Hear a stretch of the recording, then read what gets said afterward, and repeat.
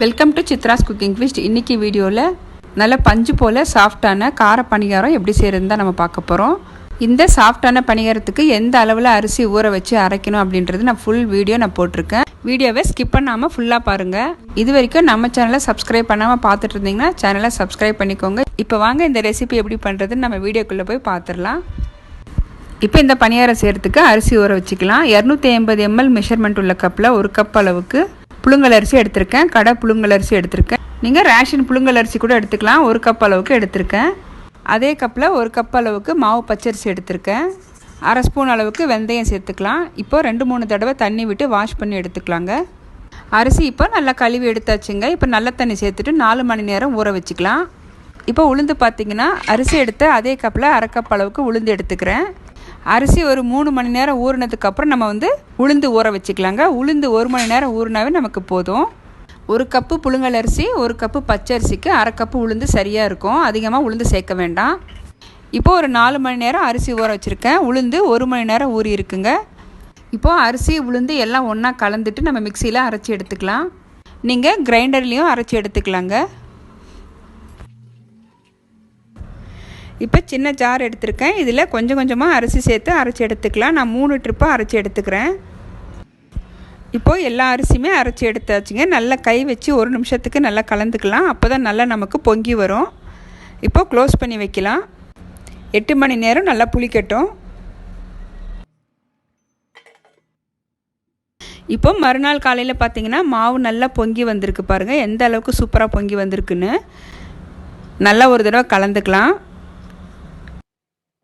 இப்போ இந்த மாவுக்கு தேவையான அளவுக்கு உப்பு சேர்த்துக்கலாம். மாவு கொஞ்சம் கெட்டியாக இருக்குது. நம்ம ஒரு 1/2 டம்ளர் மட்டும் தண்ணி சேர்த்துக்கலாங்க. ரொம்பவும் தண்ணியாக இருக்கக்கூடாது. இதே மாவில் நம்ம இனிப்பு பணியாரம் கூட செய்யலாங்க. மாவு பார்த்திங்கன்னா இந்த பக்குவத்தில் இருக்கணும். இப்போ இங்கே பார்த்தீங்கன்னா கார பணியாரம் தாளிக்கிறதுக்காக நான் வெஜிடபிள்ஸ் எல்லாம் கட் பண்ணி எடுத்து வச்சுருக்கேன். ஒரு கேப்சிகம், ஒரு கைப்பிடி அளவுக்கு கேரட் துருவி வச்சுருக்கேன். 2 வெங்காயம் கட் பண்ணி வச்சுருக்கேன். ஒரு கைப்பிடி அளவுக்கு கொத்தமல்லி கருவேப்பிலை பொடியை கட் பண்ணி வச்சுருக்கேன். காரத்துக்கு 3 பச்சை மிளகாய் பொடியை நறுக்கி வச்சுருக்கேன். இப்போ இதெல்லாம் வதக்கி எடுத்துடலாம். ஒரு கடாயை வச்சுருக்கேன். இதில் 2 ஸ்பூன் அளவுக்கு எண்ணெய் சேர்த்துருக்கேன். 1 ஸ்பூன் அளவுக்கு கடுகு சேர்த்துருக்கேன். கடுகு பொரிஞ்சதும் 1/2 ஸ்பூன் சீரகம் சேர்த்துக்கலாம். கடுகு சீரகம் ஃப்ரை ஆனதும் 3 டேபிள் ஸ்பூன் அளவுக்கு கடலைப்பருப்பு உளுத்தம்பருப்பு ஒன்றாவே கலந்து வச்சுருக்கேன். இந்த பணிகாரத்துக்கு பார்த்திங்கன்னா பருப்பு அதிகமாக சேர்க்கும் போது நமக்கு சாப்பிட்றதுக்கு ரொம்ப டேஸ்ட்டாக இருக்கும். கடலைப்பருப்பு உளுத்தம்பருப்பு நல்லா செவந்ததும் காரத்துக்கு 3 பச்சை மிளகாய் சேர்த்துருக்கேன். பொடியை கட் பண்ண கருவேப்பிலை சேர்த்துருக்கேன். இப்போ கட் பண்ணி வச்சுருந்த வெங்காயம் சேர்த்துக்கிறேன்.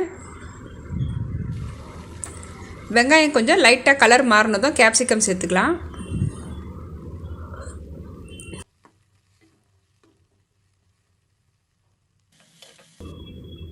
இப்போ துருவின கேரட்டும் கேப்சிகம் சேர்த்துக்கலாங்க.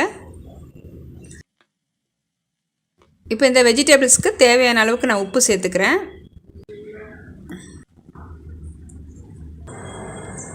நல்லா ஒரு தடவை மிக்ஸ் பண்ணிக்கலாங்க. நல்லா ஒரு தடவை மிக்ஸ் பண்ணிவிட்டு ஒரு 2 நிமிஷத்துக்கு மட்டும் நான் க்ளோஸ் பண்ணி வேக வச்சுக்கிறேன். இப்போ பார்த்திங்கன்னா வெஜிடபிள்ஸ் கொஞ்சம் குக் ஆகிருக்கு. நம்ம இப்போ ஸ்டவ் ஆஃப் பண்ணிவிட்டு கடைசியாக ஒரு கைப்பிடி அளவுக்கு கொத்தமல்லி சேர்த்துக்கிறேன். இப்போ பணிகார மாவில் மிக்ஸ் பண்ணிக்கலாங்க. இப்போ பணிகார கல் வச்சுருக்கேன். கொஞ்சம் எண்ணெய் சேர்த்துக்கிறேன். நீங்கள் நெய் கூட சேர்த்துக்கலாம். மாவு ஒரு பாதி கரண்டி அளவுக்கு மட்டும் சேர்த்துக்கோங்க. இப்போ எல்லா குழியிலையும் மாவு சேர்த்துக்கலாம்.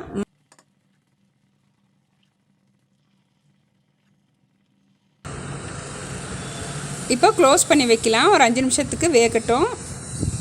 இப்போ பார்த்திங்கன்னா பணிகாரம் நல்லா வெந்திருக்கு. அடுத்த பக்கம் திருப்பிக்கலாம்.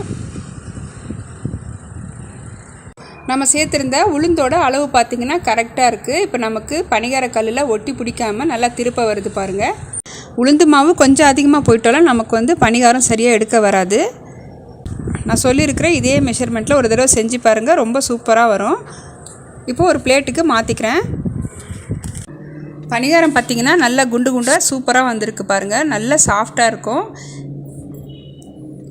இப்போ மீதி இருக்கிற மாவு இதே மாதிரி நான் ஊற்றி எடுத்துக்கிறேன். நம்ம சேனல்லே பார்த்தீங்கன்னா நிறைய டிஃபன் ரெசிபிஸ் நான் போட்டிருப்பேன். நீங்கள் அந்த வீடியோவும் பாருங்கள், உங்களுக்கு யூஸ்ஃபுல்லாக இருக்கும். இப்போ பார்த்தீங்கன்னா அடுத்த ட்ரிப்பும் நான் ஊற்றி எடுத்தாச்சு. இப்போது பணிகாரம் எல்லாமே ரெடி ஆகிடுச்சுங்க. நல்ல சாஃப்டான இந்த பணிகாரத்துக்கு நான் இன்றைக்கி தேங்காய் சட்னி தான் ரெடி பண்ணியிருக்கேன். இந்த பணிகாரத்துக்கு கார சட்னியும் சூப்பராக இருக்கும். இதே மாதிரி நீங்களும் செஞ்சு பாருங்கள். உங்களுக்கு எப்படி வந்ததுன்னு கமெண்ட் பாக்ஸில் எனக்கு கமெண்ட் பண்ணுங்கள். நம்ம சேனலுக்கு இப்போ தான் ஃபஸ்ட் டைம் வரீங்கன்னா சேனலை சப்ஸ்கிரைப் பண்ணிவிட்டு பெல் பட்டனை ப்ரெஸ் பண்ணி ஆளுங்கிற ஆப்ஷனை கிளிக் பண்ணி வச்சுக்கோங்க. அப்போ தான் நான் போடுற வீடியோஸ் வந்து உங்களுக்கு தொடர்ந்து நோட்டிஃபிகேஷனாக வரும். தேங்க்ஸ் ஃபார் வாட்சிங்.